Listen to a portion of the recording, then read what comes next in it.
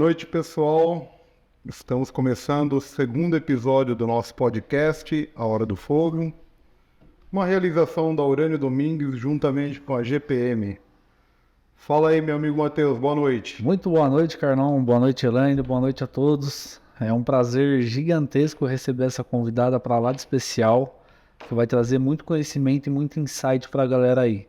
Boa noite, Elaine. Seja bem-vinda e, de antemão, agradeço imensamente a disponibilidade de você estar aqui com a gente. Boa noite, boa noite. Eu vou chamar minha comunidade de Boa Noite, projetistas! Obrigada, Matheus. Obrigada, Carlão, pelo convite. Fico agradecida por ter lembrado também de nós projetistas, né? Faz parte do nosso círculo, né? Com certeza. Projeto, instalação, fabricantes, né, de equipamentos, de materiais. Então, todo esse círculo que envolve combate a incêndio, serão todos bem-vindos ao nosso programa. É isso aí. Elaine, bom, para a galera conhecer um pouco você, a gente te dá o espaço para falar quem é a Elaine, o que você faz, o que você gosta. Esse momento é seu, fique à vontade. Bom, eu basicamente gosto de ser chamada de professora Elaine, sou professora universitária desde os 27 anos e vim para o digital, né? Hoje eu tenho um produto digital que ensina engenheiros e arquitetos a elaborar um PPCI do zero ao projeto aprovado. Então, o meu público é ensinar engenheiros e arquitetos a elaborar um projeto de prevenção e combate a incêndio. Para muitos, né, um terrível projeto de prevenção e combate a incêndio.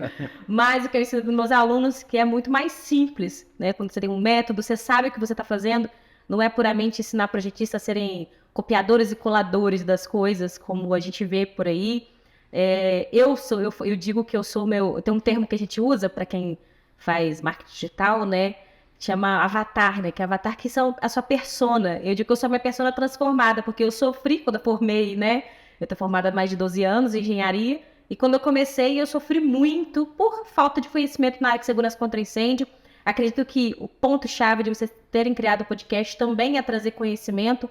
Raro, né? Porque a gente não vê muita gente realmente querendo compartilhar conhecimento. E na área de segurança contra incêndio não é diferente. O pouco conhecimento acabava ficando preso em alguns determinados profissionais e a gente só conhecia um ou outro. Quando a gente ia buscar capacitações, e olha que eu investi alguns milhares de reais em capacitações, Imagina. a gente só buscava, a gente via coisas extremamente teóricas, né? E a gente teve que aprender. A maioria da antiga aí que começou, a pessoa até mais antiga que eu, né? Ainda não sou velha não, já sou nova, começou mais no bater cabeça e ser autodidata e correr atrás das coisas. Então eu conciliei uma coisa que eu já sou apaixonada, que é ensinar. Então eu já estava na universidade, conciliei aquilo com, querendo ou não, uma, entre aspas, dor que o mercado tinha de realmente ter um conteúdo de qualidade. Nós estamos aí há 2 anos e meio produzindo conteúdo. Estou na 11ª turma do Profire, mais de 1.200 alunos pelo Brasil.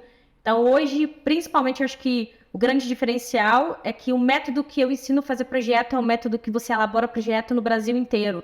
Porque eu sou projetista que elabora projeto no Brasil todo. Eu não sou só professora, né? A Elaine só faz a parte teórica. Não, eu vivo isso todo dia no meu escritório. A gente está andando com projetos grandes, temos clientes como Shellcore, Mercado Livre, Suzano. Então, a gente tem a experiência do pequeno cliente, supermercado pequenininho, até o grande cliente, como fazer um galpão de 30 mil metros quadrados para Suzano, FM Globo e Companhia Limitada. Sim. Então, isso ajuda a gente a passar para o aluno, né, aquela confiança daquele... Confiança, experiência, né, que você pega. E aquele segurança, né? Eu acho que de você saber que tem alguém do seu lado quando você começa. Que eu acho que a maior dor nossa como profissional é realmente a gente ir para o mercado formado e ver pessoas interessadas em nos ajudar, né? Óbvio que o Profire é um curso pago, né? Um curso completo pago, mas mesmo assim, por muito tempo eu quis pagar e ninguém quis me ensinar, né? Não tinha, né? O pessoal não... Na engenharia, o pessoal da engenharia tem um pouco, hoje muito menos, graças a Deus, mas a gente tinha um pouco daquele reter conhecimento. Eu não vou passar conhecimento porque eu vou criar concorrente. Não vou passar conhecimento porque fulano vai... Hoje com a internet, Brasil, né? gente. Hoje com o mundo moderno, com internet e tudo mais, infelizmente não existe mais isso daí, né? Não existe. E cada um tem seu lugarzinho ao sol, né, Carlão? Com certeza. Aí você foi, correu atrás, desenvolveu o seu método. Desenvolvi o E Profile. hoje você tem um curso. É um curso. É um curso. O Profile, ele não fica aberto, né? Então, ele tem turmas. E aí, inclusive, a gente vai ter uma turma agora em junho. Então, eu fico 7 dias de inscrições abertas. Aí, a partir do que o aluno entrou, ele fica 1 ano tendo acesso ao curso. Legal. E mentorias todas terças, por exemplo. Hoje, eu teria mentoria. Aí, como eu estou em viagem, estou aqui em São Paulo, não vai ter mentoria, mas já está avisado. A gente tem uma pré-programação de temáticas. E dentro dessas temáticas, nós temos convidados. Inclusive, faço convite a vocês, um dia dar uma mentoria lá para os meus alunos. Claro, tá feito. E a gente gosta muito de trazer, eu sempre falo com os meus alunos, que é o projetista além do projeto. Qual que é o defeito do projetista, do cara que formou engenharia e arquitetura? Ele pegou a bagagem teórica dele, ele fez o curso dele e começa a fazer projeto. Mas ele nunca conversou com o fornecedor, ele nunca saiu de 4 paredes, ele nunca foi numa obra ver uma instalação e nem nunca conversou com o instalador. Nunca. Ele nunca chegou para o instalador e falou bem assim: e aí, como é que faz esse negócio aqui que eu desenhei no projeto, que é, por exemplo, que é o hidrante, que é esse símbolo aqui, e esse negócio que você instalou aí? Então, eu tento trazer para o meu aluno fornecedores, fabricantes, instaladores, né? O Eliel, que esteve aqui da última vez, ele é um parceiro do Profile, para trazer a perspectiva dos profissionais que estão envolvidos dentro do processo. Porque não adianta ser esse projetista só de projeto. Tem que sujar o pezinho de lama, né, Helena? Não tem como. Tem que sujar, né? Outros sujam menos, mas você tem essa visão do que é, de entender que você elabora o projeto aqui, só que você tem a instalação. Quando você começa a ter essa vivência, você começa, por exemplo, a não ficar inventando de passar tubulação enterrada onde vou bater um contrapiso em cima, entendeu? Tipo, coisas assim. Eu já tive um cliente com uma dificuldade justamente, eu não sou engenheiro, mas eu sou técnico em mecânica, né? E um grande cliente que teve uma dificuldade com um projetista, né? Que foi contratado, fez o projeto, aí teve problema na execução, só que em vez do cliente, do instalador, ir atrás do projetista, pediu ajuda para nós que fornecemos o material. Aí eu saí daquele escritório, fui até a obra, peguei o projeto do cliente, dei uma elaborada melhor, porque aquilo que você acabou de falar agora, o cara acabou de se formar na faculdade, nunca fez um projeto de incêndio e já jogaram um projeto de incêndio para ele fazer. Só que ele não viu a planta corretamente, que tinha uma coluna, que tinha que fazer uma derivação, entendeu? E a gente, como a gente tem um pouquinho de experiência nesse ramo, acaba fazendo esse tipo de consultoria grátis, porque a gente não cobra nada, que não é a nossa área. Nossa área é vender produto. E resolver o problema do seu cliente, né? Exato, a da GPM é fabricar, o meu é vender. Mas tem clientes que têm muito essa dificuldade na hora de executar o projeto.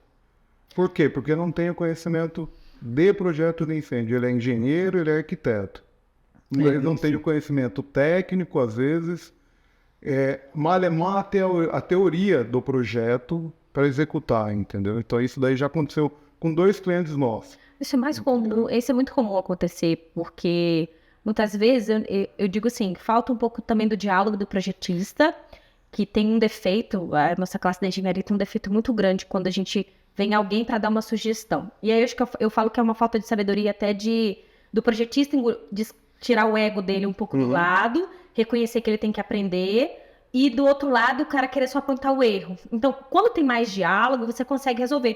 Porque às vezes você faz um projeto de incêndio e o cliente mal tem os projetos de arquitetura, né? E olha lá. E aí, às vezes, você não vê as colunas ali no projeto. Então, você passa conforme o seu entendimento, aí vem da expertise de cada profissional, passa conforme o entendimento, e aí quando chega na obra, olá, coluna, você tá aí onde tinha que ter uma tubulação, Ninguém falou você no meio. Ninguém falou de você para mim, agora eu vou ter que... E são coisas simples, né? Porque dependendo do que você muda em projeto, que não impacte tanto na distribuição da tubulação, não é algo que, inclusive, você vai ter que atualizar. Você fala, Elane, é 10 centímetros. Tem que fazer uma parte lá no bombeiro. Não vai impactar. Não vai impactar. Agora, coisas, por exemplo, vou ter que dar não sei quantas voltas, aí você vai ter que, por exemplo, refazer o cálculo hidráulico e ver se aquela bomba vai atender aquela situação. Então, é justamente essa visão de trazer esse conhecimento que a gente está discutindo aqui, posicionamento do instalador, do fornecedor e do projetista e entender que tá todo mundo junto nessa. Todo mundo junto. Porque fica assim, o projetista falando, esse instalador não sabe o que tá fazendo. O fornecedor falou, o instalador e o projetista não se entendem. Entendeu? E aí, a gente acaba que não resolve o problema do cliente, fica um jogo de empurra. De ego. E de ego, de puramente ego. E a nossa missão é resolver o problema do cliente, que é ele que tá pagando o Pix. Aí a gente tem que lembrar disso. E essa visão, sabe? Sim. Isso eu tento tratar muito com os meus alunos, porque pode falar o que for, mas eu sei que a engenharia tem isso, um pouco do ego, tem. da formação, eu sou engenheiro. E aí, se você não monetiza seu diploma, não adianta. Perfeito. E ter uma formação quer dizer que você é capacitado para um fim específico, mas isso não te faz melhor nem pior do que ninguém. Todos nós somos seres humanos. E todos nós temos uma habilidade a ser aplicada. Quanto melhor você é, mais bem pago por aquilo você vai ser. Então, tirar o ego de campo, que é o ego precede a ruína, já disse Salomão, né? Tirar o ego de campo faz muita diferença. Inclusive, quem tá ouvindo esse podcast aqui, saiba que se você tem ego desse negócio, eu sou projetista, não falo com... Porque também tem do instalador, né? Tem do instalador, né, que fala bem assim, não, porque esse projetista não sabe o que tá fazendo, não é ele que vem aqui na obra. Isso a gente ouve Fala a bastante. verdade. A gente normalmente recebe listas de materiais. Então, o instalador pega o projeto, né? E destrincha e monta a listinha dele de material. Aí a gente, por experiência, opa, tem um negócio errado aqui. Aí você pega e mexe com não vai dessa. dar certo esse negócio, né? Não vai conseguir montar, vai faltar uma Falta peça um trem. aqui. Não, mas aí você liga pro cara, o cara só vem, não, mas o projetista que projetou, eu só transcrevi, se tiver algum erro, a culpa é dele. Ele não vai passar a mão no telefone, ligar pro projetista e falar, amigo, olha, vamos fazer assim, vamos fazer assado, tem que mudar. Não, joga a culpa no projetista. Aí a hora que chega o material na obra, Carlos, não consegui montar, ficou faltando um T mecânico, ficou faltando uma redução.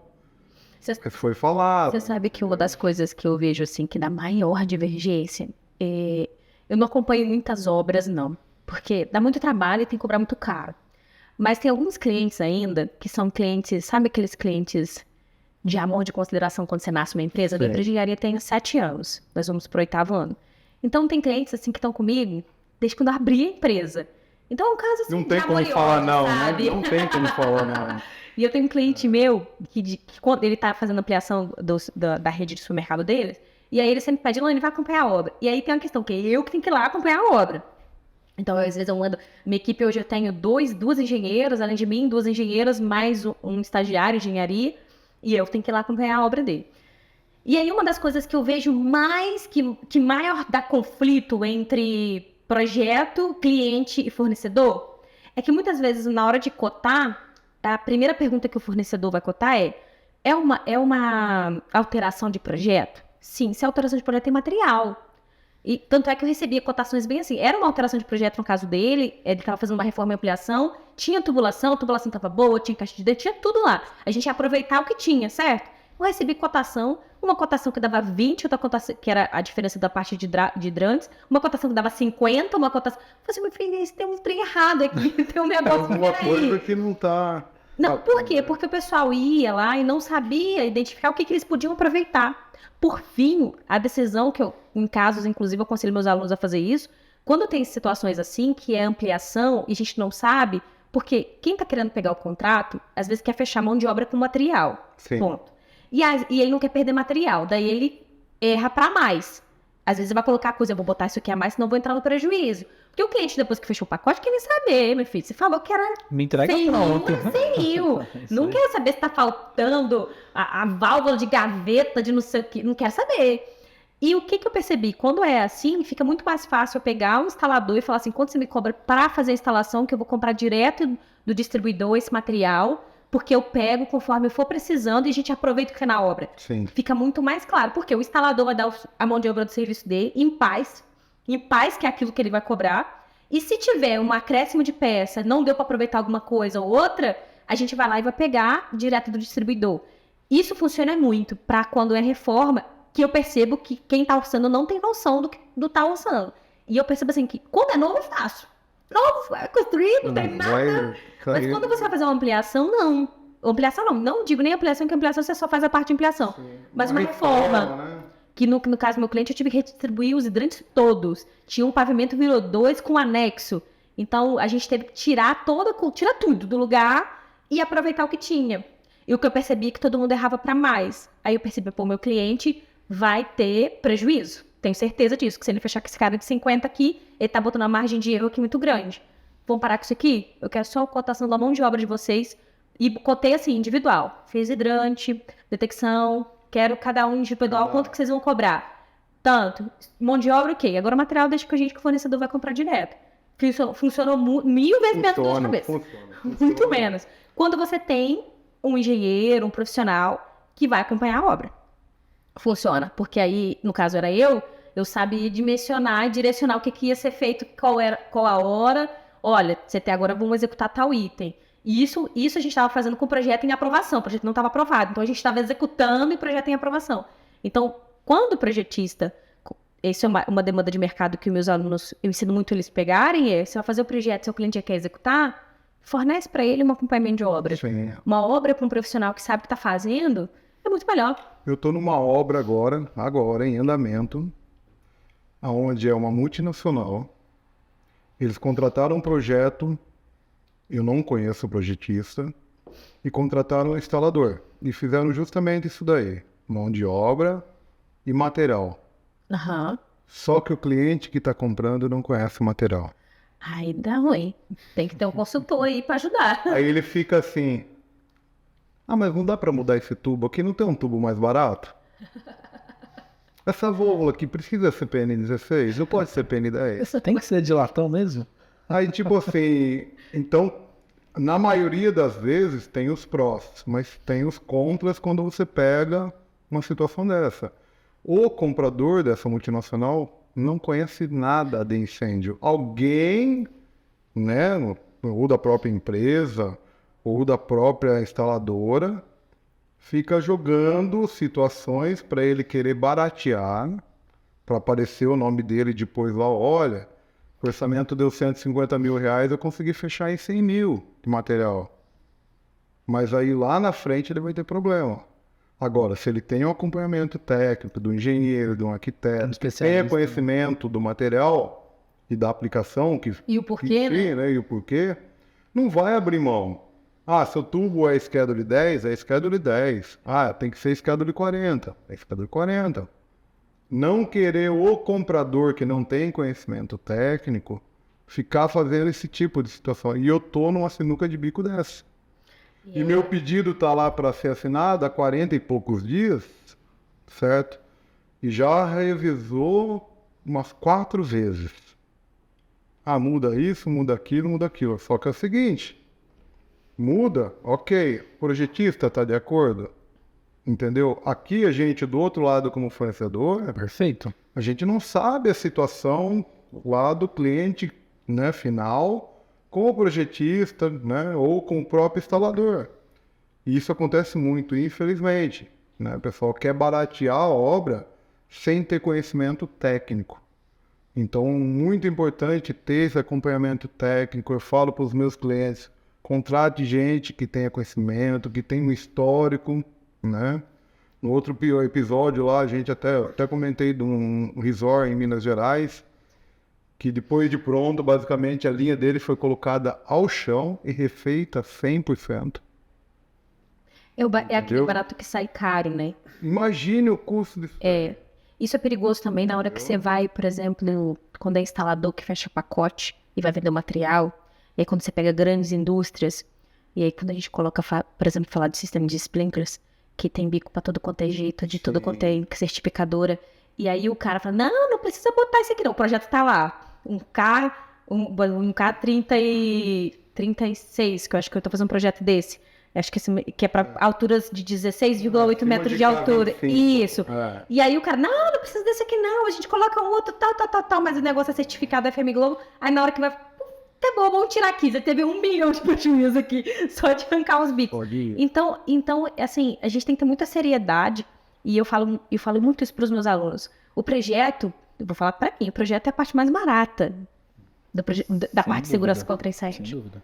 O seu cliente pode até achar caro, mas o projeto é a parte mais barata.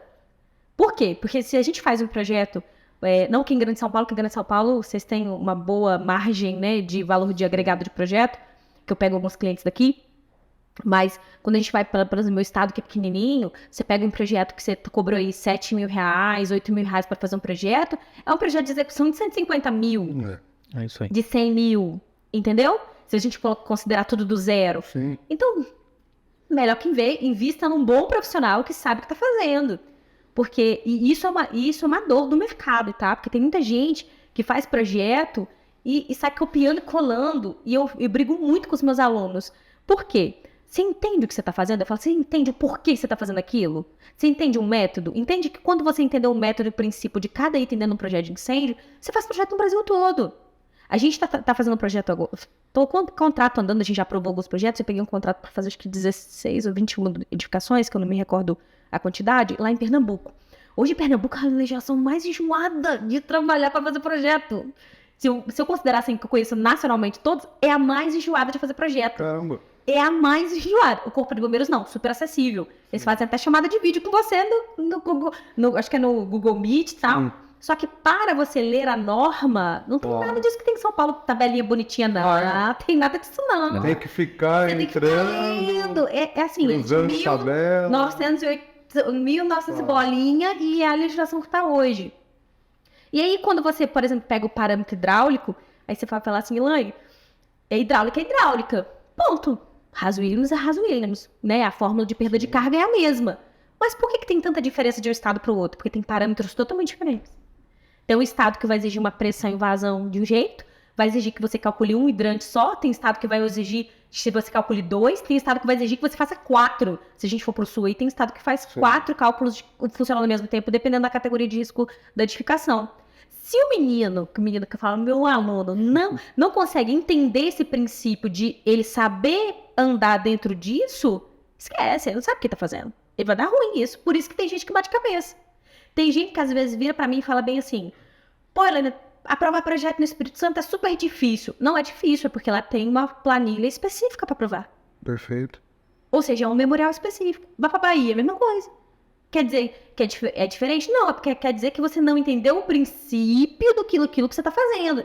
Alguém te ensinou que era para botar esse valor aqui, esse aqui, aí você copiava tal coisa, e aí você vai copiando coisas na planilha e você não entende o que você está fazendo. Falta entender o conceito, né? Não entende o conceito. Eu vi esses dias na internet, eu não lembro de que foi, mas foi um bannerzinho que era bem assim, nossa, esse software é super real. Mas o software, se não tiver um projetista que entenda o que está fazendo, ele não vai fazer o projeto sozinho. Porque ele não vai interpretar a lei daquele estado que você vai fazer o projeto. Não vai. O software ele é uma ferramenta para otimizar e agilizar o seu processo como projetista. Mas não coloque no software a responsabilidade que você tem de saber o que você está fazendo. É o mínimo que a gente tem que ter. É o mínimo. Saber... Elaine, a gente nasce sabendo? Não, eu não nasci sabendo fazer projeto de incêndio. Não nasci. Todo dia um aprendizado diferente. Cada cliente me dá um aprendizado totalmente diferente. Eu tenho uns clientes meus que... Eu tenho um cliente esses dias que eu falei com ele bem assim. Não sei o que, tava reclamando com ele, que você só me deu dor de cabeça, meus cabelos chegam e caíram. Ele, não, eu te dei oportunidade de aprendizado. Eu falei, não acredito. Por quê? Porque você vai ter clientes difíceis. E esse é o meu intuito, sempre foi. Quando eu decidi vir para a internet, eu falei assim, eu vou falar de um jeito que tem que entender. Vai ter gente que não vai entender? Linguagem, né? A linguagem mais simplificada também é uma das coisas que eu vou ensinar projeto, sem usar aquele monte de termo técnico, que desculpa a expressão, a gente vai para o seminário de engenharia aí, eu sei, mas quando eu era estudante, eu me sentia burra. Eu sei, gente, o que tá falando esse monte de coisa aí? Eu não sei pra isso, que acho que eu vou desistir. Não era, e eu acho que, tenho certeza que a vocação e a missão de um professor, e eu me considero professora, a missão do professor é ensinar de forma simples para o aluno entender. Não é você usar termos técnicos super complicados que uma pessoa que nunca viu aquilo não vai entender e vai achar que é impossível ele fazer um projeto que, na verdade, é totalmente possível. Dá para fazer. E cada um vai pegar no seu ritmo. Você não vai começar, por exemplo, já cair com um projeto gigante na sua mão? Se vira. Se você aceitou, agora você vai ter que se virar e entrega. Entendeu? Mas é uma evolução. E nós somos assim como Indo para profissionais. essa área de projeto, aqui é uma curiosidade minha, né? Não sou projetista, conforme eu te falei, né? O meu negócio é vender. Indo para essa área de projeto, qual é o estado mais exigente tecnicamente? É o estado de São Paulo, que todo mundo fala no Brasil, ou não? Ó, o estado de São Paulo, para mim, é a nossa referência. Referência? Referência de tudo que muda. Se aqui mudou, vai mudar. Basicamente, a gente tem um parâmetro, deixa eu só assim, dar uma linha do tempo para o que a gente viveu no Brasil, né? Você tem a Lei Kiss, publicada em 2017. Então foi publicado, tudo é lento no Brasil, lá para o ano de 2019, começou a surgir efeito nacionalmente.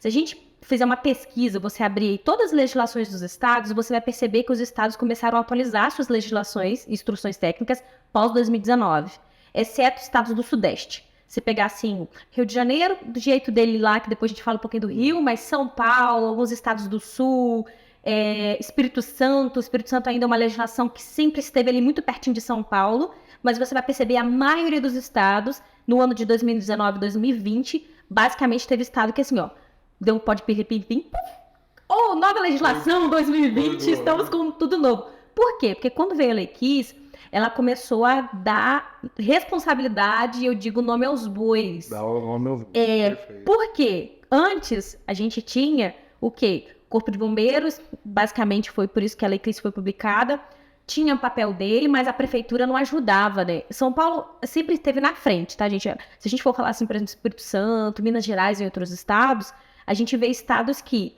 a prefeitura liberava o alvará de funcionamento, meu filho, tô nem aí pro bombeiro. Bombeiro tipo, ficava uma coisa assim, ele lá sozinho, tadinho, eu tô aqui. Por quê? Porque tem que ter essa comunicação. A prefeitura não pode liberar o alvará de funcionamento de uma empresa, por exemplo, de uma fábrica de fritura, uma indústria química, sem o alvará do Corpo de Bombeiros, sem analisar se tem que fazer um projeto ou não, por exemplo. De risco, sem tem que fazer. E não era o que acontecia nacionalmente. Com a Lei Kiss, começou a puxar a responsabilidade para o gestor municipal, ou seja, se pegasse fogo em uma edificação, tivesse o alvará de funcionamento, como foi o Ninho do Urubu. O Urubu foi um exemplo desse tipo. Tivesse o alvará de funcionamento, que a prefeitura liberou sem o alvará do Corpo de Bombeiros, quem responde civil criminalmente é o gestor municipal. Ou seja, quem liberou o alvará e o prefeito. Perfeito. Ou seja, agora o negócio começou a ficar mais embaixo. Isso trouxe, então, começou a ter uma conscientização nacional. Isso não acontece da noite pro dia no nosso país. E a gente viu, então, um reflexo nacionalmente. Basicamente, por exemplo, Minas Gerais, foi final de 2020, mudou a lei toda, assim, de uma vez só. Puf, teve uma legislação nova. Tanto é que Minas Gerais fez uma cópia, vou falar cópia não, gente, modelou o estado de São Paulo e usou, inclusive, a mesma metragem quadrada, né, para projeto, a diferença de ter hidrante, projeto técnico e tal, não processo, é de 750 metros quadrados. Aí viu que não deu muito certo lá em Minas, passaram para 930. Então, lá... fizeram um ajuste. Isso, fizeram um ajuste. E esse ajuste é nacional. Então, você vai ter o Sul lá, se não me falha a memória, no Paraná é 1.000, 1.500, você vai ter Espírito Santo com 900 metros quadrados, aí você vai ter Bahia com 750. Então, a gente viu o impacto dessa lei federal, isso nacionalmente. Isso foi ótimo, porque meio que padronizou a estrutura. Cada estado, obviamente, tem a sua particularidade. Não dá para falar que o Espírito Santo, que é um estado com 78 municípios, é igual a Minas Gerais, com 808 municípios, com características totalmente diferentes. Se você olhar Minas Gerais, nós temos o quê? Edificações históricas. Sim. Se olhar São Paulo, o que São Paulo se destaca em características de edificações? Prédios altos. Prédios altos, arranha-céu, sim. Isso. E no Espírito Santo, a gente ainda está crescendo horizontalmente. Então, vai ter exigências e critérios que ainda não é tratado no Espírito Santo, mas é tratado em São Paulo. Fiz justamente essa pergunta, porque no passado eu participei de um grupo da BNT e recebi um prospecto de um projeto nacional de padronização de projeto contra incêndio. Ainda não tem, não.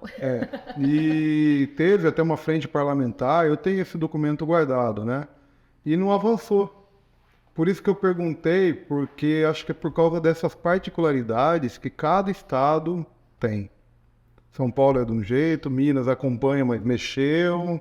O Espírito Santo, que nem você falou, está mexendo, está adequando. Então não dá para você chegar e falar assim, ó, a partir de hoje é uma lei XYZ valendo para todo o território nacional. Cada região tem a sua particularidade, tem a sua necessidade, né?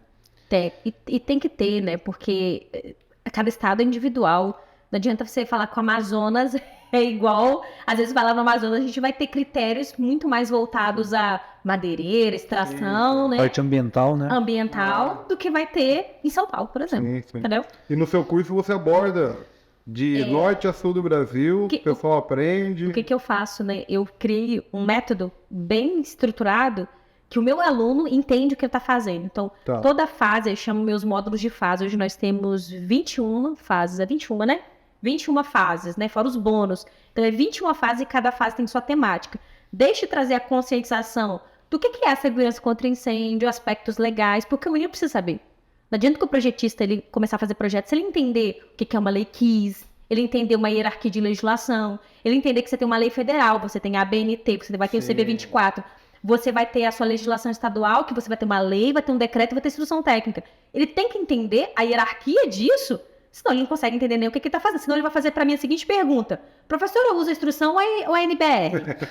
Entendeu? Então, quando ele entende isso, ele sabe quando ele vai usar uma NBR, quando ele vai usar a instrução técnica. Sempre primeiro apoiado na instrução técnica. Porque, por exemplo, a gente vai olhar a instrução técnica de sistema de detecção e alarme de incêndio, você vai ver uma instrução técnica sequinha, que não tem nada. Sim. Mas a todo momento ela referencia o quê? NBR, né? Aí você não quer saber de cor, não, que eu não consigo decorar todas as coisas, não. Mas aí você vai olhar a NBR, que é sistema de detecção e alarme de incêndio. Aí lá já te... Exatamente. Aí lá dentro da NBR vai trazer critério de projeto. Vai área de dimensionamento, características. A Vitesa aqui de São Paulo também já estão migrando para isso daí. Já. Antigamente, quem era mais antigo, pega a Vitesa, eu até tenho a biblioteca antiga da Vitesa do Bombeiro, ela basicamente dava tudo. Hoje não mais. Hoje já tem vários itens pontuados chamando a NBT, a BNT. A NBR 16400, entre outras, na própria IT do Corpo de Bombeiro. Então isso acho que é uma tendência. Eles soltaram normas de qualificação de válvulas, as normas de certificação acordo, né? de válvulas agora, né? NBR 16021. Tem de conexões de ferro maleável, que é uma certificação compulsória, tem de tubos de condução. Então, basicamente, eles estão migrando as ITs antigas, que eram aquela receita de bolo, eu estou vendo isso daí de fora, né? Para as normas da BNT. E acho que é uma tendência os outros estados seguirem a legislação de São Paulo. Para fabricantes, eu acho que isso é muito mais claro, porque vocês é muito NBR ali mesmo, brutão. Para o projetista, ainda tem muitos aspectos que são regionais, principalmente a etapa de protocolar um projeto, a forma de apresentar um projeto. Então, isso ainda tem lá dentro da instrução técnica de procedimentos administrativos, né? Ou dentro do decreto, ou dentro de um COSIP, que a gente chama que é o Código de Segurança contra Incêndio, que tem alguns estados que tem esse COSIP, não é todos. Então, a gente vai ter esses parâmetros gerais ali. Mas, em grande maioria, a maioria dos estados, eles seguem as NBRs, com aquele toque modelado da característica do meu estado. O meu estado tem uma demanda de tal coisa. Então, eu vou ali e faço uma adaptação, que eu não posso considerar que o meu estado é igual São Paulo. Então, você pega a NBR e faz uma adaptação dela para dentro da realidade do seu estado. E ainda é regional. Então, você ainda aprova projeto regionalmente, você precisa do seu cadastro como projetista, você precisa do seu cadastro como instalador ou como executor, né? Quem vai executar ali as medidas. E aí, quando a gente chega nessa parte aí, aí, meu filho, aí é um negócio todo, que cada estado tem um trem diferente. Cada estado faz... Tem estado que você vai pagar anuidade, tem estado que você não vai pagar, tem estado que o instalador tem que estar cadastrado, tem estado que não. Eu ouvi que nem, por exemplo, o instalador falando que o instalador e projetista do Rio de Janeiro tinha que ter CNPJ no estado do Rio de Janeiro, antigamente. Sim, tem que ter. Antigamente não, ainda tem. Ainda tem? Ainda tem. Tá vendo? Então é uma coisa que... Eu achei que já tinha caído por terra isso daí. E no Rio de Janeiro Porque você tem uma das maiores anuidades do Brasil. Eu peguei um cliente onde eu não pude vender o meu produto porque eu não tenho CNPJ da Já pegamos situação dessa também. aberta no Rio de Janeiro. O Espírito Santo é assim também. Você não consegue comprar. Eu não consigo comprar o material se o CNPJ não tiver cadastrado. A sorte que aí, falar no Espírito Santo é baratinho, tá, gente? Faz o cadastro. Entendeu? Mas você não consegue. Aí tem dentro da instrução técnica. Você tem que comprar, porque na hora que você vai liberar o processo da vistoria, além do profissional que emitiu a RT de instalação, né, e dos testes, Ele tem que estar dentro de um quadro técnico de uma empresa cadastrada. Ele pode ser autônomo, inclusive. Você pode fornecer o material e ter um responsável técnico. E aí ele tem que ter cadastrado profissional e a empresa também. Porque você sobe o CNPJ com a lista de Sobe tudo, a nota fiscal, linkado. perdão. A nota fiscal e a RT e os laudos tudo junto. Então isso existe a nível nacional. Tem muito estado que é assim. Inclusive, isso é um problema para competir preço. Que aí a gente acaba tendo que comprar. Eu lutei com meu cliente agora para comprar extintor de incêndio por causa disso. Tinha preço muito melhor competitivo, demorava um pouquinho mais para chegar, tive que pagar quase o dobro por causa da urgência que ele tinha, porque precisava da empresa cadastrada. Entendi. E aí o pessoal lá sabe disso e fala, você viu que a empresa está cadastrada? Não. Não, já sabe. Já sabe.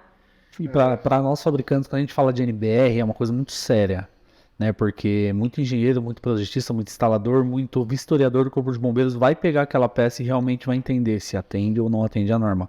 A gente recebeu solicitação há mais ou menos umas 2 semanas atrás. Nós fabricamos a válvula conforme a N111 da Petrobras, né? Com a corpo todo em bronze, com castelo em bronze, conforme STMB. Volante de 6 polegadas. Isso, padrão NBR, padrão N111 Petrobras. E aí o cara falou, cara, chegou sua válvula aqui na minha instalação e eu fui instalar ela e, cara, tá muito grande sua válvula. Ué. Não, qual que é a altura que você precisa? Pô, eu preciso de uma altura de 225 milímetros. Eu falei, cara, mas é PN16, não foge muito do padrão. A N111, ela, por mais que ela não determine um padrão de altura, de diâmetro, enfim, ela tem um padrão de mercado que a própria Petrobras aprova isso com base em laudo e tudo mais. E a nossa tinha 100 milímetros maior. Aí ele falou, cara, você não consegue mudar haste, castelo, tirar esse volante? Eu falei, cara, não consigo. Existe uma norma que te dá todo o dimensional. Ela te dá até a abertura de disco dela. Pra você ter uma ideia. Medida de haste, medida de volante, medida disso, medida abertura, até porque tem a vazão, né? A abertura, ela olha, interfere na vazão. E você tocar nesse assunto, Matheus, é muito importante o projetista entender quem é o cliente dele. Quem é seu cliente? Às vezes na proposta, um dos itens que eu falo, a maior dúvida que o meu aluno tem é, quanto cobra, professora? Né? A pessoa que está começando tem dúvida sobre cobrar. E aí tem gente que me odeia no mercado, não, eu falo assim, olha, você está começando, o que você precisa é menos dinheiro e mais treino. Perfeito. Então, se você está cobrando abaixo do mercado, fique em paz. Ah, mas fulano falou que eu estou me vendendo. É bom que você se venda para aprender, né? Que aí você vende barato para o cliente pequeno, você pode errar. Vai trabalhar mais. Porque só erra quem faz. Todos nós somos sujeitos a erro. Perfeito. É uma coisa assim, eu sou profissional, estou mais de 12 anos formada. Ela quer dizer que você não é sujeito a erro? Hoje, muito menos. Quer dizer que você nunca errou? Errei, gente. Mas já tem uma bagagem, né? Hoje não. Hoje, assim, errar é muito menos. Assim, a probabilidade é menor, por quê? Porque eu já treinei muito. Eu já fiz coisa errada lá atrás, quando eu comecei. E fiz, gente. E fiz. Mas fiz, graças a Deus, que nada. Graças a Deus que eu falo que isso é uma vantagem do projeto do Corpo de Bombeiros, que é aprovado. Não é coisa que comprometa o meu cliente, que deu tempo de solucionar. Mas quem está fazendo está sujeito a erro. Então, é uma coisa assim, eu prefiro que no início, e foi isso que eu fiz, tanto é que quando eu me formei, eu trabalhei 6 meses de graça. 6 meses de graça eu trabalhei. Para aprender. O menino forma, com o canudo na mão, eu sou engenheiro.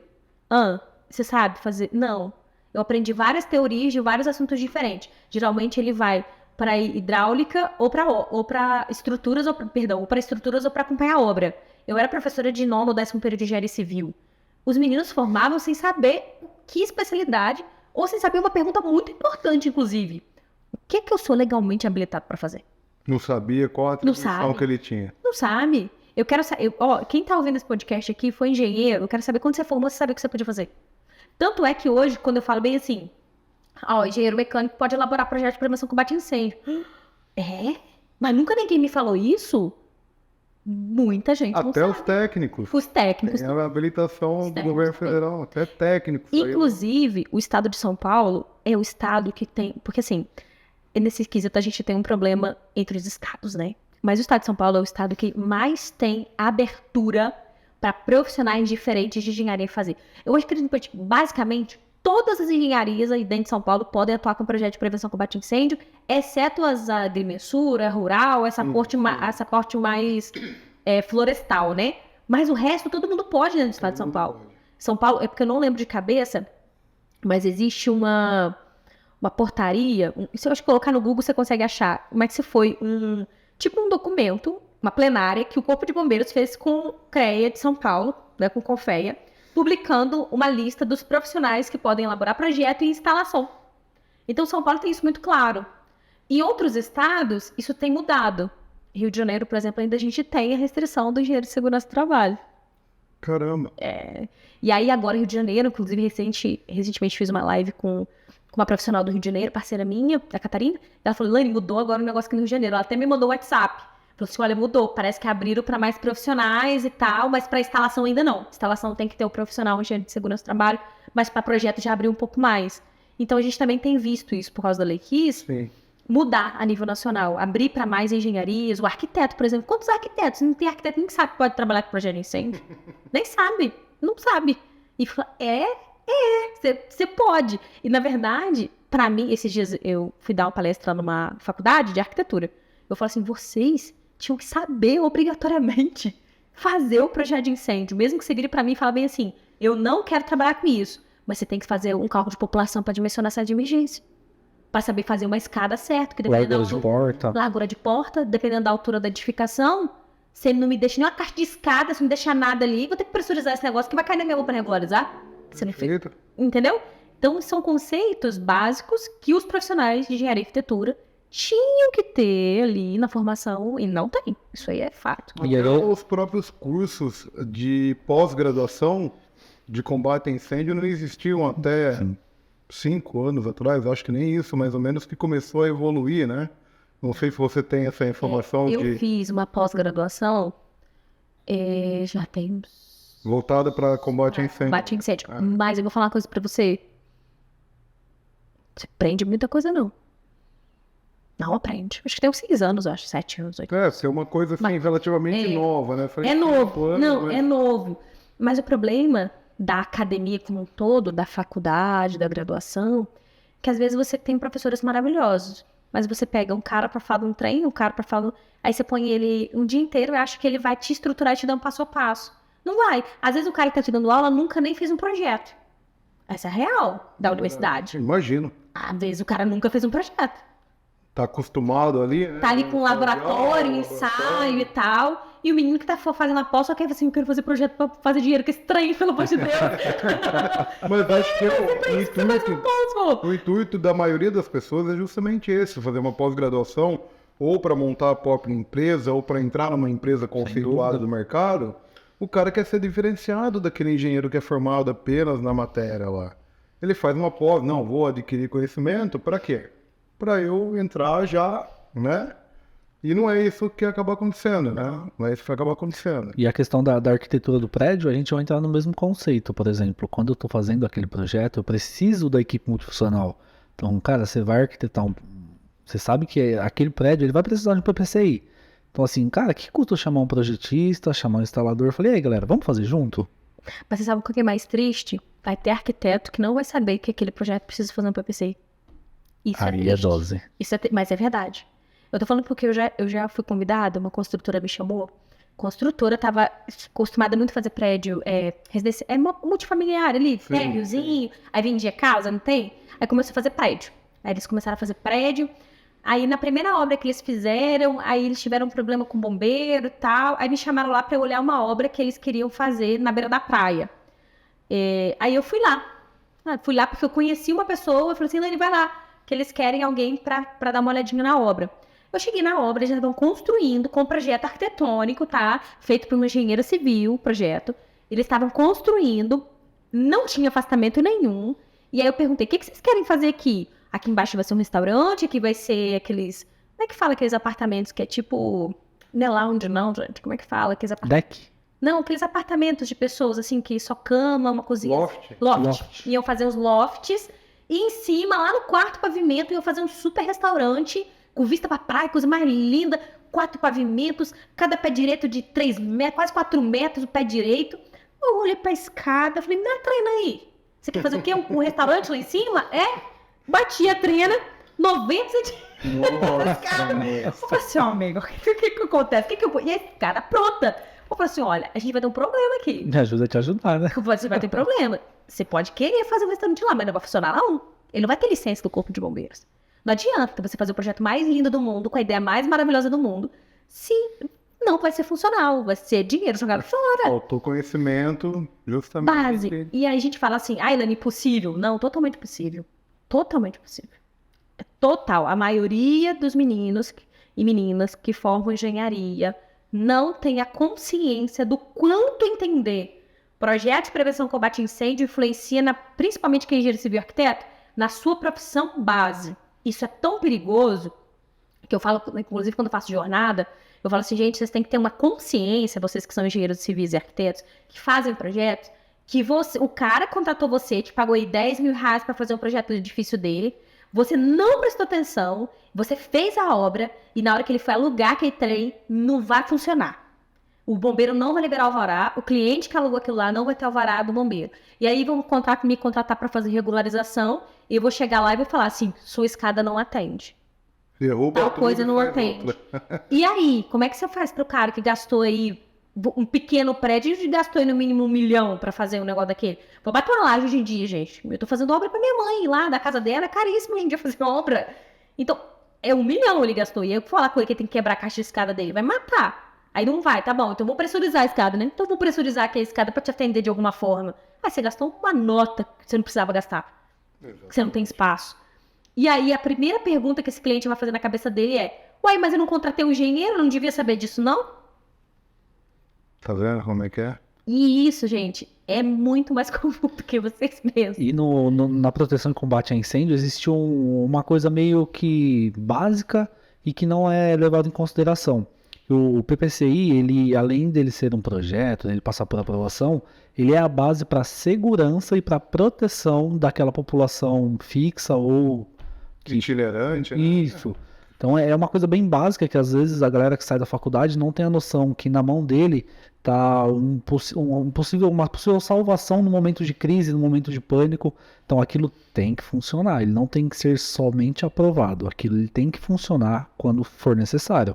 Então o alarme ele tem que funcionar, a detecção de fumaça ela tem que funcionar, hidrante tem que funcionar, porque num sinistro aquele é o único instrumento que a galera ali tem para fazer a evacuação, para fazer o primeiro combate, para fazer aquela primeira contenção.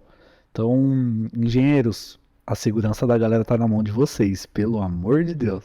E o seu nome também, né? No mercado, tá aí. É que tem muito projetista que fala que é projetista de incêndio, mas raramente fez um projeto de incêndio, né? Porque Acontece bastante. eu acho que tem muita gente na cabeça deles que acha que projeto de incêndio é só dimensionar extintor. É, verdade. Só dimensionar extintor, só dimensionar extintor. Não é bem assim. Faz aí para aprovar. Não é bem assim. Óbvio que a maioria das edificações que a gente vê são os projetos simplificados. Tá tudo bem, né? E tanto é que na jornada que eu faço, durante 4 dias, eu ensino qualquer um que estiver online a fazer um projeto simplificado. Passo a passo. Elaine, é cobrado alguma coisa para participar da jornada? Não. Deixa quer que eu cobre, mas eu não vou cobrar, não. Eu faço de graça mesmo. Para ele começar a entender o porquê. E aí eu falo o quê? Da saída de emergência, trago essa conscientização e tal. E ele entende ali. Tá bom, você quer dar um passo a mais? Aí você decide não entrar pro Profire para poder fazer uma formação completa, né? E ter profissionais que tenham esse entendimento da área de segurança contra incêndio, o mercado está carente ainda. Porque o projeto de prevenção e combate a incêndio sempre foi um projeto tratado para ser feito depois. Sim. Depois. Aí você já passou tubulação, já passou shaft, já passou tudo, já fez escada, já fez rampa, já fez um monte de coisa. Agora. Se a gente parar para pensar hoje, no nível do Brasil, assim, uma consciência, as pessoas precisam ter uma noção. Eu participo de uma licitação também, né, para projeto. Então, que eu vim em Americana, eu estava aqui em Americana no final do ano, fiz 29 escolas, estou fazendo 29 escolas aqui de Americana de projeto de incêndio, que é um outro mercado que eu atuo também, que é a licitação pública. Se eu olhar o serviço público hoje, eu desafio qualquer um, dá uma rodada aí, para ver se os edifícios públicos e as escolas que funcionam hoje, elas estão reguladas no Corpo de Bombeiros. Não. Dá para contar na mão. Não estão. Tanto é que as meninas lá do escritório, a Gabriela e a Tainá, elas até brincam, elas falam que escolas faz com venda, que a gente faz muita escola, né? Então tem um município lá na região que eu fiz basicamente todas as escolas do município, foi eu que fiz. Então por quê? Porque é uma demanda de mercado trabalhar com projeto de incêndio para a escola. Mas eu acho que também tem o dedo da lei da Botkiss, né? De responsabilizar sem dúvida. o gestor municipal, o secretário lá que liberou o alvará, ou o próprio Corpo de Bombeiros da cidade que liberou, né? Que antigamente, que nem você acabou de falar agora. Deixa pra... é a última coisa. E não era exigido, né? Aí, a partir do momento, hoje, dependendo a modalidade, a especialidade da empresa que você vai montar, você não abre nem seu CNPJ. Não abre, não. Né? Noto. Então, tem muitas empresas hoje que, dependendo do segmento que for trabalhar, tem que ter o AVCB já junto com o projeto. Senão você não recebe nem a licença de instalação de uma empresa, de uma indústria. Estou falando de uma indústria, né? Perfeito. Comércio é um pouco diferente, mas uma indústria. Isso já aconteceu até comigo. Eu montei uma fábrica, o engenheiro chegou e falou: a primeira coisa, projeto de combate a incêndio. CETESB, entre outras coisas, que tem que ser feitas antes da gente colocar a empresa em funcionamento. Antigamente você montava a fábrica e depois você corria atrás do projeto. Vamos regularizar agora. Hoje em dia a coisa está diferente. Não, e é um retrabalho desnecessário. É necessário. É uma gastação, às vezes você conseguiria passar o negócio ali embutido em algum lugar, agora você vai ter que dar uma volta com aquela tubulação. Aí o povo, eu sei porque o meu cliente não gosta de ver aquele tubo vermelho passando, infelizmente não gosta. Tem um cliente meu que fala: pelo amor de Deus, Lani, você não vai botar aquelas caixas vermelhas horrorosas aqui perto da minha entrada, não. Eu falei assim: putz, mas eu tenho que colocar aqui na entrada. Vai estar do lado da sala do diretor da empresa, aquela caixinha. Aí eu falei assim: não, dá pra gente fazer bonitinho, você vai pagar? A mais barata é essa daqui, vamos fazer um bonitinho, igual tem shopping é bonitinho. Não, então põe aqui mesmo. Mas não põe muito chamando atenção, não. Então, você tem o cliente ainda, né? Eu sei que muitas vezes nós, como projetistas da área de incêndio, eu faço muita regularização. A gente não é amado 100%, mas eu tô ali para falar a realidade com o meu cliente. Às vezes o meu cliente vai virar para mim e falar assim: mas isso é clássico. Vocês devem ouvir isso também dos clientes de vocês. Desse jeito é difícil ser empreendedor no Brasil. Sim. Olha o valor disso, total. É a regra do jogo, amigo. Você está construindo um negócio de 10 mil metros quadrados. Você tem grana para construir um trem de 10 mil metros. É indústria. Se você não quiser ter faturamento, o que sua indústria tem, abre uma lojinha de 25 metros quadrados. Acabou. Ali é o processo simplificado. O risco é o jogo que você está jogando. Qual jogo que você está jogando? Você está jogando o jogo do milhão? Óbvio que você vai ser tratado como uma empresa que tem que ter a segurança para isso. Perfeito. Né? Então, tem que E os empresários não têm, infelizmente, não têm essa visão. Eu volto... Eu, particularmente, percebo muito isso. Converso, eu tenho amigos empresários, industriais, e o incêndio, para eles tratam quase que uma despesa. Como obrigação, E né? não proteção de patrimônio, de vidas, etc. Até perder o patrimônio. Sim, Até perder. No podcast que eu falei, eu volto a repetir, né? Isso cabe muito a quem está ali à frente da gestão, de mostrar realmente a importância para a diretoria em termos de proteção ao patrimônio, proteção a vidas, o porquê nós temos que fazer esse tipo de investimento. Então, a gente que nessa frente da gestão, tanto na gestão ambiental como numa gestão de segurança e saúde ocupacional, então a gente tem essa missão de levar para a diretoria essa mensagem. Vamos fazer por isso, em números, em situações, em alguns cases existentes mundialmente, para a diretoria realmente entender que, claro, não é só um gasto, é um investimento. É só fazer uma conta bem simples, assim. Vamos pegar um comércio muito comum que tem supermercado. Vamos pegar um supermercado aí de 2 mil metros quadrados, mais comum tem em todos os bairros. Todo esse supermercado, ele tem um supermercado e um estoque. Geralmente no mesmo local, o estoque com o supermercado. No mínimo, ele vai ter ali 1,5 milhão de mercadoria em estoque. É fato. Vai ter, tem estoque, tá ali. O que vale 60, 70 mil para terminar de fazer a obra dele a 1 milhão de mercadoria que se pegar fogo não vai sobrar nada. É simples. Tanto é que tem um cliente meu, que lembra quando pegou o fogo no Ninho do Urubu? Lembro. Não ficou desesperado. Não foi esse novo. Não. Esse também ele ficou desesperado, mas foi quando pegou fogo no concorrente da cidade, na minha cidade, pegou fogo no supermercado. E olha que era um processo simplificado. Perdeu tudo.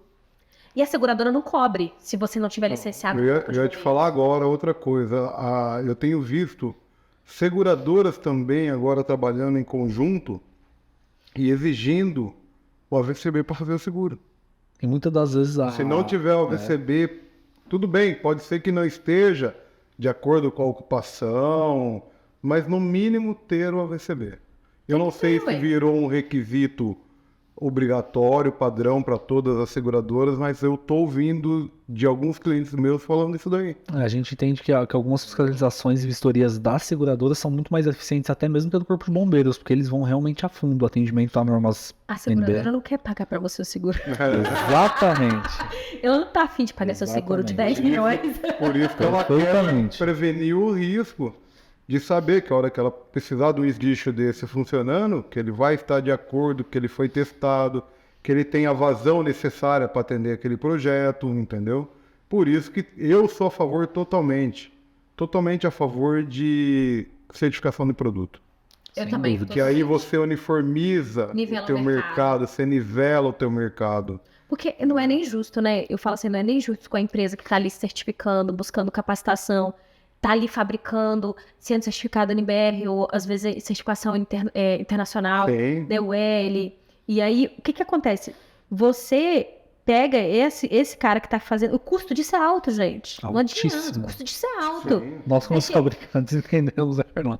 Aí você vê um outro cara que nem chumpa nada, vai pro mercado e querer concorrer, não dá. É tipo assim, é desleal no que sentido? Aquilo ali não tem qualidade. Só que o problema e aí eu acho que o erro também é dos vendedores, né, dessas empresas de distribuição, vender produtos que não são certificados. E aí a gente vê isso, porque o pessoal que compra não sabe o que está comprando. E, infelizmente, o mercado absorve. Eu fiz Infelizmente. Para você ter uma ideia, eu fiz uma consultoria agora do ano passado para cá para certificar um produto na UL. O L, depois entrou a FM junto. $100 mil. Um produto. Um tipo de válvula. Imagine você pegar, gaveta, a retenção, a válvula de hidrante, a globo de hidrante, para você certificar a família, qual é o custo? É caríssimo. E é uma empresa nacional, fabricante nacional de válvulas, e chegou à seguinte conclusão: não tenho condição de certificar o meu produto. E esse, inclusive, foi um debate que eu já expus no workshop que teve da BSPK, do porquê, pelo menos uma BNT ser gerada, sentar, né, o corpo técnico da BNT, e gerar uma norma nacional que acredito que o custo dela para ser certificado vai ser infinitamente menor. Porque você não tem que mandar o teu produto para os Estados Unidos para fazer testes lá. Que não adianta, o LFM você só certifica nos Estados Unidos. Perfeito, Carol. Perfeito. Então, isso daí também falta, né? O próprio fabricante se reunirem, ou ir na própria BNT, né? Para nivelar, para tipo assim, pô, eu tô concorrendo, você pega um esguicho desse daqui hoje, dentro da norma, tudo bonitinho. Aí você pega um importado que você não sabe nem de onde que vem. É chinês que não tem nem Não vem da marca, China. né? Não tem nem marca. Aí você fala assim, pô, será que na hora que precisar usar um esguicho desse daí, será que ele não vai quebrar aqui na manopla? Será que não vai estourar uma borracha? O leque de Será que a abertura. borracha tem a dureza necessária para manter a empunhadura, sabe? O leque de abertura, então são eles variáveis que eu sou totalmente a favor de certificação de produto por causa disso daí. Infelizmente, o mercado nacional não está indo para esse lado.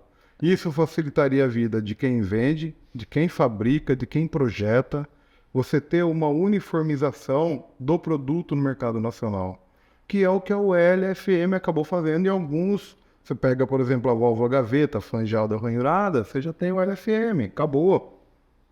Ok, o cara vai lá, fabrica na China, fabrica na Índia, em Taiwan, onde... mas tem a certificação. Amanhã, depois, qualquer problema que acontecer, está lá certificado. Agora, quando você não tem nenhuma, nem a BNT e nem as certificações internacionais, fica complicado. Eu estou falando, por exemplo, se você deve ter visto muito, mais do que eu, que vocês andam em obra, eu fico dentro do escritório, a válvula de governo alarme. Eu recebi uma válvula agora de um fabricante no mercado nacional que ela pesa quase que metade que a que a gente trabalha hoje. Uma válvula que você tem o face a face de 400 milímetros caiu para 200. Tá aí a vazão e pressão, Tudo isso, sabe? não. Então eu paro para pensar isso agora como fabricante sem que já teste. fui. Sem- Já fui fabricante de válvula, meus pais vêm de fábrica de válvula muito tradicional no mercado e tal. Então lá atrás eu não tinha esse pensamento, vamos fabricar. Pega, copia do concorrente, fabrica, joga no mercado. Hoje ainda tem a visão um pouco diferenciada. E se quando ela precisar operar, ela não funcionar, ela travar o disco lá dentro, ela não der a vazão necessária que exige aquele projeto. Então não tem isso daí. Isso eu já coloquei, inclusive, na BNT, no workshop que teve lá. Uma pauta de desenvolver uma norma nacional com requisitos técnicos e testes. Nós temos o IPT que tem condição plena de fazer certificação de produto. Referência, né, nacional, Carl? entendeu? Mas eu não vejo essa movimentação. Até uma hora que vai dar problema. Né? Entendeu? Eu acredito que também, assim, vou falar como leiga, posso estar falando assim, besteira aqui, mas eu acredito que também não tem essa mão de obra para poder estruturar tudo isso no Brasil e começar a startar. Eu acho que, infelizmente, no Brasil a gente só faz as coisas quando dá ruim. Deu ruim. Pegou fogo no botkiss. Agora a gente vai exigir que todo estado tenha uma norma de controle de materiais de acabamento. É tipo isso, entendeu? Foi isso que aconteceu, porque na verdade foi isso que aconteceu. Pegou fogo no botkiss, controle de materiais de acabamento, e outros defeitos, mas o principal foi controle de materiais de acabamento. Puf, explodiu, todos os estados começaram a publicar norma de controle de materiais de acabamento e fiscalizar a boate. Então, infelizmente, é assim, mas a gente já melhorou um bocado. Assim, a parte de NBR para fabricação, eu sou leiga, né? Mas eu acompanho na questão de, se você está com uma identificação que tem uma certificadora, aí você tem que tomar um cuidado de utilizar no cálculo um material que vai atender essa certificadora. E isso nasce no projeto, né? Isso não é só na execução. E aí, na execução, o cara que vai executar tem que saber o que está fazendo. Senão, ele vai querer empurrar um outro equipamento, isso vai dar ruim em algum lugar, e isso vai dar problema. E você ter material certificado deixa o cliente em paz, a gente projetista em paz, a empresa sendo paga justamente pelo trabalho que ela está tendo de garantir a funcionalidade do equipamento. A certificação nada mais é que garantir a qualidade do serviço que o mercado tem. E quando você não tem material certificado, você fica sujeito, por exemplo, que se você está acompanhando obra, ao seu cliente que tem um comprador que não entende nada tecnicamente, falar assim, mas qual que é a diferença desse negócio aqui que custa 300 e esse que custa 150? Sim. Entendeu? Porque eles olham o preço. Eles não conseguem entender tecnicamente que um atende e um não atende. E quando a gente lê as NBRs de produto, Carnal, a gente se depara com algumas duplas interpretações. Por exemplo, quando a gente fala de uma norma de válvula Globo, 16021, ela fala lá, o material tem que ser em liga de latão ou liga igual ou de qualidade superior. Isso deixa um range muito aberto para os fabricantes entenderem. Para mim, o alumínio é igual. Para mim, o ferro fundido é igual. Então, eu acho que a norma ela tem que ser enfática. Ela tem realmente que exigir. A norma ela já é feita para isso, para padronizar o material, para padronizar um teste. Então, a partir do momento que a gente deixa esse range aberto, a gente abre muita discussão. A gente abre muito preposto para os fabricantes falar, mas para mim a válvula de ferro fundido é igual. Né? E a questão de uma padronização normativa de produtos com NBR a nível nacional, ela permite que o range de fiscalização, que a equalização de concorrências de fabricantes, elas sejam mais iguais. Né? Justas. Porque, por exemplo, hoje nós temos a válvula simples, monobloco, fabricada toda em latão, toda conforme norma. Só que nós temos concorrentes que fabricam essa mesma válvula em ferro nodular fundido. Ou seja, 50% de valor. Você pode me falar assim, noções de mercado? Não precisa falar exato não. Em valores? Em valores? O pessoal só tem uma noção também. Tá. Você compra, né, Carlão? Uma válvula dessa daqui hoje está na faixa aí de 130, 120 reais. Uma válvula de ferro, a gente está falando de R$49. 50 reais. Se você colocar isso dentro de um montante de um projeto... Aí você pega, eu ia falar agora, né? Pega uma quantidade, você tenha 30, 40, 50 pontos de hidrantes ou duplos, né? Entendeu? Então aí você põe na ponta do lápis, vai dar diferença? Vai, mas vai estar fora de norma. Entendeu? Pode ser que ela estoure, pode ser que ela trinque, que o ferro fundido trinca. Né? O latão ele já tem uma resistência contra trinco. Então são N variáveis que a norma deveria deixar melhor para todo mundo ficar cegado. O projetista, o fabricante, o distribuidor, o instalador. E é muito importante que o projetista e o instalador entenda essas necessidades. né? Hoje a gente tem visto muitas instalações que absorvem materiais completamente fora de norma. Falando desde tubulação até a linha de combate mesmo, até um esguicho. Mas eu acho que cabe muito a deficiência que o mercado tem de instalação, tá? Eu, Elaine, não gosto, inclusive, de acompanhar a obra, só acompanho quando é assim. Excepcionalmente, um cliente que tem história, eu não gosto, que eu vou cobrar caro para não pegar. Por causa da dor de cabeça. Porque você vai querer um instalador que vai fazer os testes, eu vou querer um instalador, né, que não vai fazer esqueminha, que nem ele diz, que vai fazer os testes, eu vou acompanhar, eu sei o que tem. A realidade é que mais de 90% do mercado não tem instalador desse jeito, gente. A maioria, pelo menos, que eu acompanho na minha região, eu tô esperando até hoje o cara que acompanhou a obra, que eu falei com ele que na hora que ele fosse fazer o teste dos hidrantes, me chamar. Até hoje tô esperando ele me chamar pra ela fazer. Só a RT apareceu. Eu aposto com você que ele não fez. Ele não testou. Ele não viu se a bomba tá atendendo. Ele não viu nada disso. E essa é a realidade do mercado. Eu tô falando assim, a realidade nua e crua. E vai ter gente que vai virar e vai falar assim, conversa fiada que esse pessoal tá falando aí no podcast, mas não é. É essencial você entender que se o sistema que foi projetado, principalmente quando a gente fala de sistema hidráulico preventivo, né, que sistema de hidrantes, sprinklers, está funcionando. Sim. Do jeito que foi projetado. Porque se eu fiz um cálculo que está falando que tem que ter 200 litros por minuto no hidrante mais desfavorável, ele tem que ter 200 litros por minuto. Tem que ter lá. Se não está tendo 200 litros por minuto, tem uma coisa errada. A bomba está errada? Comprado errado? E aí, por quê? Porque também tem um defeito também de bomba. Porque às vezes o pessoal fala, a gente faz o cálculo, né, do projeto, você tem uma altura manométrica e uma vazão. Perfeito. E cada fabricante de bomba tem uma eficiência totalmente diferente. Perfeito. Aí a gente faz o cálculo, a altura manométrica, deixa isso memorial e coloca sempre uma recomendação de bomba. Bomba X, tal, 3 cavalos. Aí quem vai instalar, compra uma bomba. Aí, por exemplo, você usar um fabricante, for os Famac, o Schneider, que a gente geralmente usa bastante, você vai usar, compra lá do Xing Ling Ling Ling. Que não atende aquela vazão e altura manométrica. É uma bomba de 3 cavalos, mas não atende aquela vazão e altura manométrica.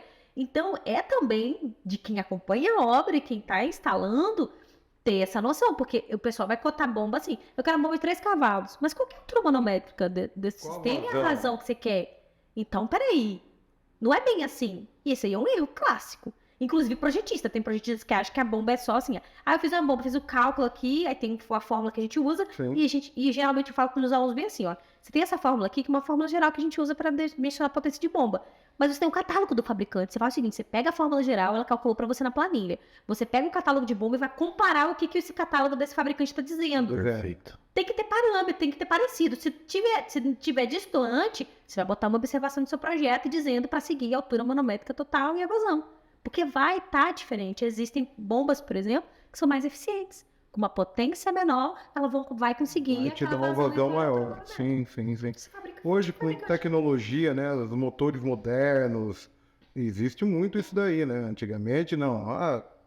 10 cavalos. Não, hoje, com de 7,5, você faz o mesmo serviço com uma bomba antiga. Exatamente. Aqueles motores de 30 anos atrás, de 10 cavalos, entendeu?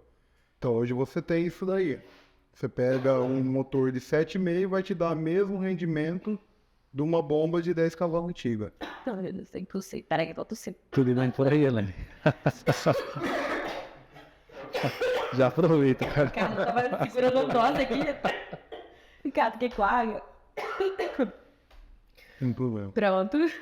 Ela segurou a tosse, aí agora aproveitou. A gente recebeu algumas perguntas na caixinha de perguntas que a gente deixou no Instagram hoje. Eu vou ler aqui, Helena, a gente vai respondendo. O Rogério Coelho, ele pergunta: quais tipos de ampolas de sprinkler usam nos Estados Unidos? Tem diâmetros maiores? Se sim, qual a área de cobertura das mesmas? Aí ele tá falando de NFPA, né? NFPA, aí... Eu no projeto nos Estados Unidos, o que acontece? Você tem padrão e ampola para cada característica, né? Que tem a ver, por exemplo, com ação rápida, né? Que vai ser o SFR, por exemplo, ou padrão. Mas essa pergunta aí desafiadora para mim. Alguém vai saber responder? Aí é um especialista de especialista. No mercado nacional você tem resposta padrão, resposta rápida, o SFR. Basicamente, esse pessoal tem correlação com a resposta Com a dele. resposta dele, isso aí. Se você tem aquele mais fininho, a resposta é rápida. Perfeito.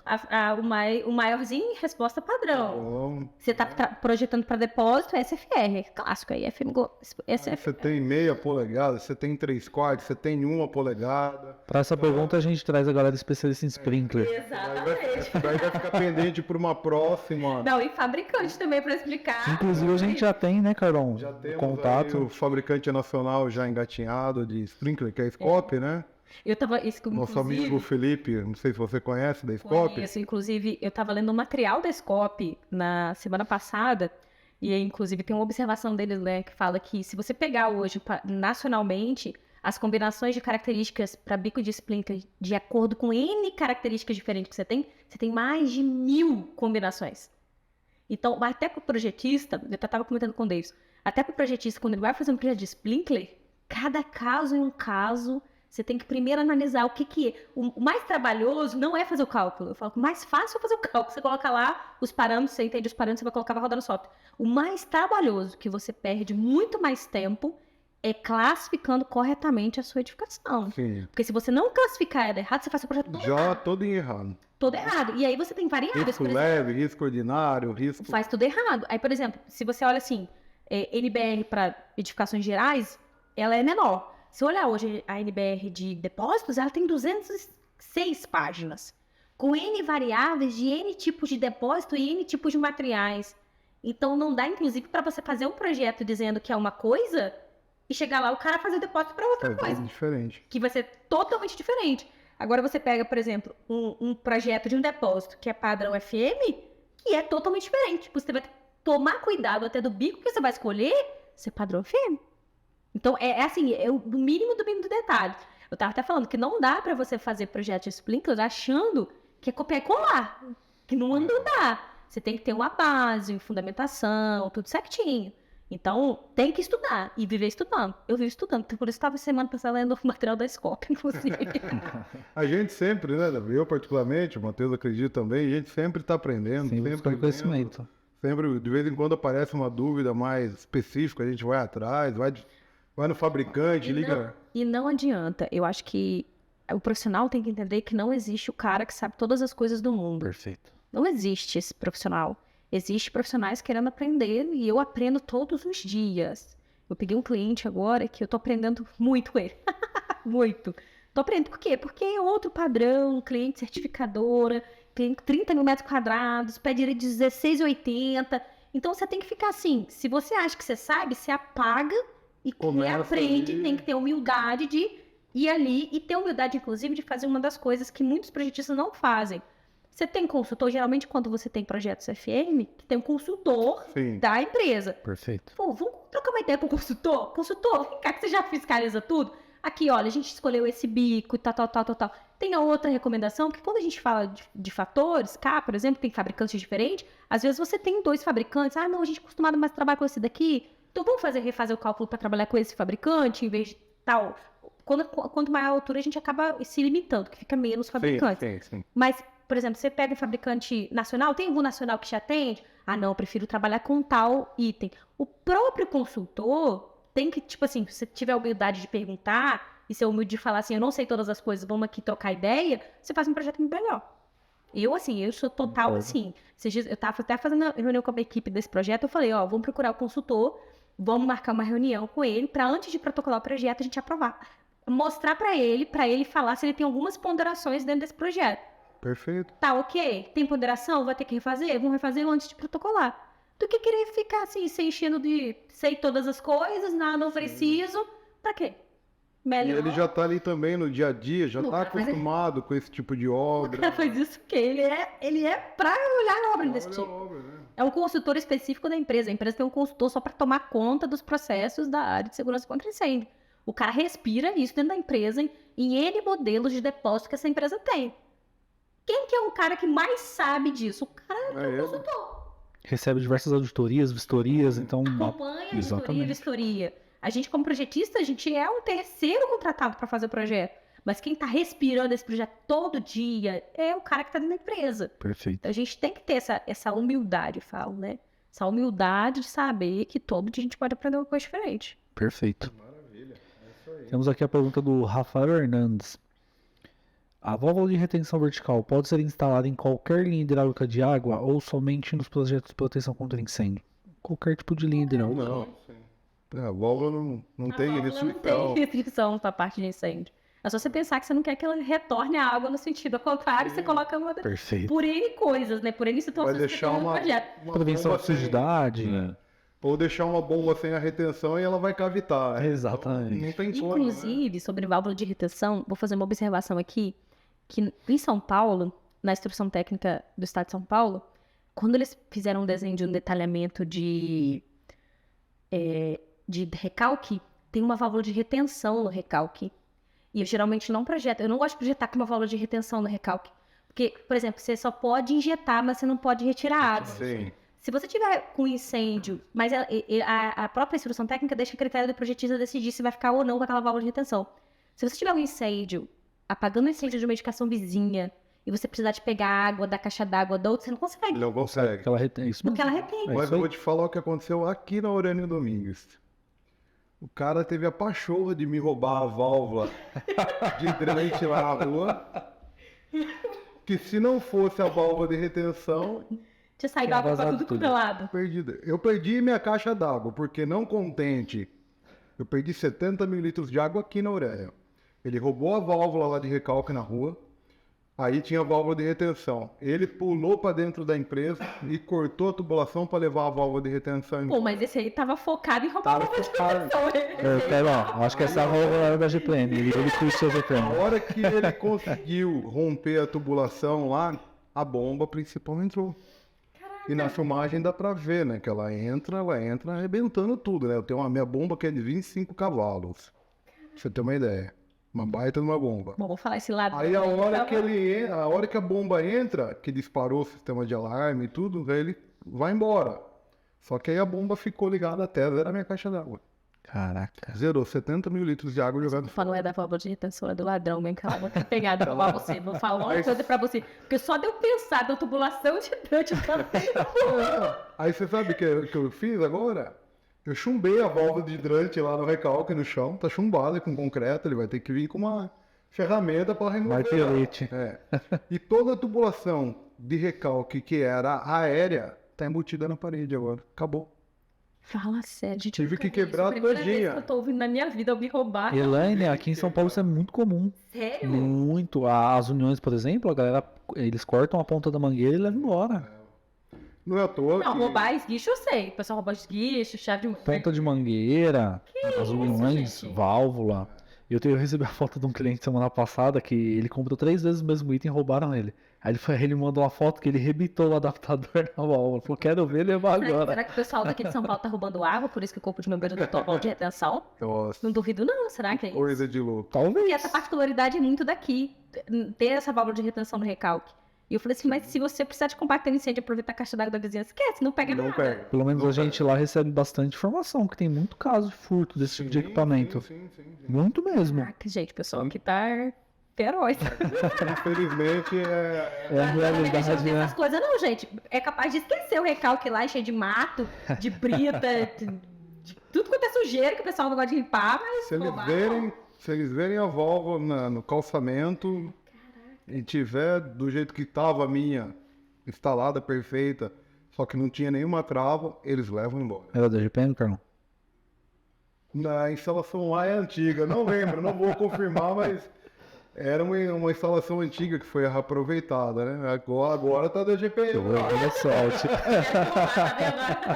Você pode abrir lá a tampa de recalque que você vai ver. Na hora que a gente desceu, eu vou olhar lá, hein? A gente tem outra pergunta aqui do Samuel Brum. Olá, pode falar sobre o fator de descarga de esguichos reguláveis? Como ele deve ser aplicado? O fator de descarga deve ser uma vazão? Vazão, Vazão. acredito que ele tá... Fator K. fator de descarga. Bom, eu recomendo, quando a gente vai fazer cálculo, aí a gente vai para as particularidades dos estados, né? Tem estado que não exige que você tenha conhecimento do fator K de vazão do esguicho, que varia de acordo com a vazão, Sim. né? Então, principalmente o esguicho regulável. E aí, o que a gente faz? A gente usa um fabricante, pega a curva dessa vazão, desse fabricante, e aí a gente sempre entra com uma vazão exigida, menos a de entrada, eu tenho a perda de carga e aplico a perda de carga numa planilha de cálculo. né? Mas é variável, né? Vocês vão Não tem- Você fabrica o esguicho também? Ou não? Fabrica. A gente fabrica esguicho. Então, eu recomendo, então aí agora o envio e-mail para eles pedem o catálogo do fabricante, pede a curva de vazão, entrada e saída, porque aí a gente sabe a perda de carga, né? Quanto tá entrando, quanto tá saindo. Perfeito. Aí você tem jato sólido até neblina. Isso aí. E aí você vai mudar esse fator, não tem como. E aí a gente usa sempre para jato sólido, para fazer cálculo. Não usa fator neblina, sempre jato sólido.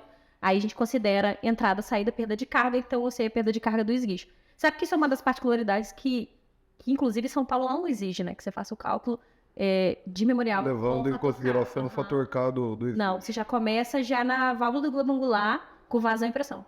De cá pra trás. Aí ele já coloca, óbvio, que uma pressão alta, né? De 30 MCA ali, no mínimo é 30, mas você já começa com uma pressão alta, porque aí se torna irrelevante essa perda de carga da mangueira. entendi. Da mangueira padrão, isso aí depende do diâmetro, mas do esguicho tem variáveis. Mas geralmente a gente pega um fabricante. Perfeito. Inclusive, manda o catálogo de vocês, então, pra mim lá, pra eu comparar com o que Tá, tem já. lá. Tem mais alguma pergunta? As perguntas encerraram. Tem mais alguma colocação, mais alguma informação? Deixa seu recado. Eu queria deixar os parabéns pra vocês, que eu acho não, tenho certeza que esse movimento vai construir para a formação de profissionais a nível do Brasil. Nós precisamos realmente de pessoas interessadas em compartilhar conhecimento, e é um conhecimento muito técnico, muito específico. Graças a Deus a gente tem internet, né? Então a internet nos possibilita aprender, e que bom que vocês estão com conscientização de trazer coisas de qualidade, de realmente não ser aquele pessoal que vai na internet falar coisas que não sabe o que está fazendo, sabe? Então trazer também, vocês estão trazendo convidados maravilhosos, eu tenho certeza disso, vou acompanhar de perto, e eu queria dar os parabéns para vocês, agradecer o convite e ter lembrado A gente que agradece, né, Matheus? Um projeto que a gente começou agora, é novo, né? Mas tem um futuro aí brilhante pela frente, seguindo esse caminho, né? Fabricante, instalador, projetista, né? Fazer esse bate-papo, né? Para apresentar mesmo para o mercado soluções que, às vezes, a pessoa que está do lado de lá do computador, pô, não parei para pensar, olha o que eles estão falando, entendeu? Para despertar esse interesse, essa curiosidade, e de ir atrás, de aprender, de fazer um curso, de ir visitar uma fábrica, ver como que é fabricado, entendeu? Então, eu, em nome da Aurélio Domingos, agradeço aí tua vinda aí, né? Foi de grande valia para nós. Aprendi muito com você aqui, né? Que a Sem gente dúvida. não é especialista, mas a gente acaba aprendendo nesses Sem bate-papos, né? Como nós somos do outro lado, na fabricação, na comercialização, a gente não tem muitas vezes a visão que vocês que estão em campo realmente têm. Então esse momento aqui é muito especial, é de um aprendizado gigantesco, né? Isso ajuda até em desenvolvimento de produto, até em análise realmente de alguns documentos que nós temos internamente que a gente pode melhorar, né? E eu acredito que quanto mais a gente estreitar o relacionamento entre projetista, instalador e fabricante, melhor serão as execuções desses projetos, a elaboração desses projetos. E melhor também vai trazer a conscientização de garantir que na ponta o cliente também esteja exatamente esse raciocínio que a gente tem, garantir produtos certificados. Porque muitas vezes o cara que está comprando a obra, o engenheiro, ele não sabe disso. Sim. Às vezes ele compra, sabe, um produto não certificado, porque ele não tem conhecimento. E é justamente o conhecimento que traz a gente em um posicionamento totalmente diferente para o mercado. Eu sou total a favor de conhecimento, eu falo que o conhecimento abre portas na nossa vida, onde você não entra se você não tiver ela. E se você não pode parar no tempo, você tem que constantemente estar estudando, constantemente estar em evolução. E eu falo assim, eu sempre falo com o Deis, meu marido, que a responsabilidade que eu tenho como professora é estudar cada vez mais. Porque cada vez mais meus alunos vão exigir cada vez mais de mim, e eu tenho que saber. Às vezes não sou dona de todo esse conhecimento, então tenho muito que aprender ainda. Sou nova, gente. Sou nova, tenho muito que aprender ainda. Tenho muito que aprender ainda. Então, cada fase da minha vida profissional, hoje eu entrei em uma nova fase. Esse grande cliente que a gente pegou me levou a uma nova fase. Eu entendo que, pós esse projeto, que é um projeto super desafiador, ele vai me trazer também um posicionamento novo de mercado. Sim, sim. Porque é assim que também se posicionam Vai te grandes habilitar projetistas. outras obras Exatamente. do mesmo tamanho ou maior. Ou maiores. Né? Porque, e isso que tá, né, que o mercado às vezes concentra em profissionais, e esses profissionais, meu filho, pega aqui, ai, não quero compartilhar com ninguém. Não, que isso. Aí na hora que eu compartilha, às vezes também não tem nem o dom, o talento, né, que é treinável, mas também não quer. Meu marido fala que ele não sabe ensinar, não. Ele fala dificulta as pessoas mais ainda. Então, pra mim, ser professor... Ui, deixa eu bati, tá vendo? Fiquei o negócio inteiro sem bater, bati agora. Sem problema. Mas pra mim, ser professora foi uma vocação que Deus me deu. Eu considero importante você trazer conhecimento técnico, mas conscientização. E justamente trazer essa pegada de projetista. Você não é o dono da razão porque você tem um diploma de engenharia e arquitetura, meu amigo. Vai estudar. Às vezes eu conversando, trocando ideia com ele, eu aprendo muito, gente. Eu e ele, Eliel, olha, tô aqui com um projeto tal. Você normalmente vê tal item? Ele, Elaine, eu vi isso na obra tal, o pessoal não coloca não. Não, vou colocar no meu projeto agora para não correr o risco de não deixar de executar esse item aqui. Não, faz isso mesmo. Se você fizer isso, metade dos meus problemas... Então a gente troca muita ideia. E é justamente trazer esse alinhamento, né? Inclusive de fornecedor, às vezes de fabricante. Pô, tô com dúvida de tal item. Me ajuda aqui para entender isso daqui? Sim. E constantemente buscar evolução. Então, o projeto de vocês está de parabéns. Estou muito feliz, inclusive, de estar aqui. Agradece mesmo, de coração. E eu vou acompanhar de perto, com certeza. Sim. Que só vai vir fera. Uma honra aí ter recebido você aí para participar, né? E que volte mais vezes, futuramente aí, a gente bateu... Se convidar, eu venho de novo. Vocês perceberam que eu gosto de falar muito, né? Vocês já entenderam aqui, né? Isso é uma maldição do professor. O Hora do Fogo está à disposição, né, o Carlão? De quem queira participar, entre em contato com a gente via Instagram, via WhatsApp. E, Elaine, grato demais pela sua disponibilidade. A gente sabe que a agenda é bem corrida, bem estreitinha. E você disponibilizar esse tempo pra gente aqui, pra essa trocação de ideia, é muito especial pra nós. A gente fica muito grato, de verdade. Eu que fico pelo convite. E gente, eu adoro participar disso. Meu marido sabe que eu gosto, tá? Da palestra, me chama pra... Gente, eu vou encaixar aqui, vou dar uma palestra. Eu gosto de trazer essa comunicação, trazer um pouquinho Maravilha. do que é o nosso posicionamento no mercado. Depois nós vamos colocar na edição o contato da Elaine, né? Quem quiser fazer Pode deixar contato, a gente vai arroba. deixar lá o contato. Se eu quiser falar Seu também. Instagram. Me sigam lá no Instagram, @ElaineFGonçalves. Periodicamente nós temos a Jornada do Projetistas de Excelência, que é meu evento gratuito, no qual, no final desse evento, eu abro inscrições para minha formação completa, que é o curso Profile. Né? Tem muita coisa nova vindo aí para 2023, tem muita coisa que já devia sair, e, né, dando spoiler, né, terminei esse mês de escrever meu livro de projeto.